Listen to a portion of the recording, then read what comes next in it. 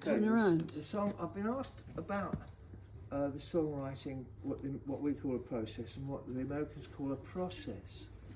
But whatever it is, you'll recognise it. Whatever, you know, UK and America, two great nations divided by the same language. So, except of course that we didn't go from a period of barbarism from barbarism to decadence without an intervening period of civilization. But we've lost it now, however. So we're the same as you. Songwriting process. Songwriting, like any creative process, is a division between the Apollonian and the Dionysian. It's the difference between the sun and the moon, or, to put it in layman's terms, the great idea in the pub and the hungover desk work the next day. You can't have one without the other. If you are simply saying, right, I'm going to write a song, an academic song, you probably could write a song, but without that sort of, whatever the drink is or whatever it is that unleashes the beast in you, you know, has actually, or melancholy or whatever it is that drives you. That's that's going to be, the soul.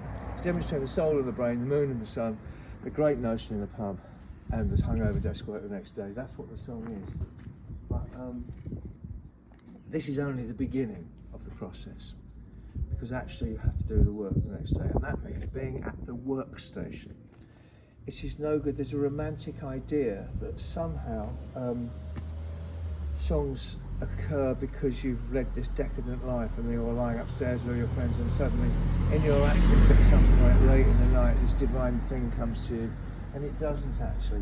You've really got to say, I've got an album to write tomorrow, so you go downstairs and you have some breakfast, you go out for a bit of a walk or a bike ride usually, and then come home and sit at the piano, because even if there is this mystical thing, which I believe there is, with inspiration for poetry or songs, actually you're just a conductor for it. There is some higher power, call it God, call it the spirit, call it whatever it is, but you also have to be at your workstation. So if you're not sat at your piano, your recording medium or your guitar, then it's no good. You've got to be there, and you've got to, if you have to sit there for 6 hours, you don't wait for it, you start tinkering around with things, or you start tinkering around with other people's who's better songs than yours, Cole Porter or Rodgers and Hammerstein, start trying to work them out, because there's nothing like that.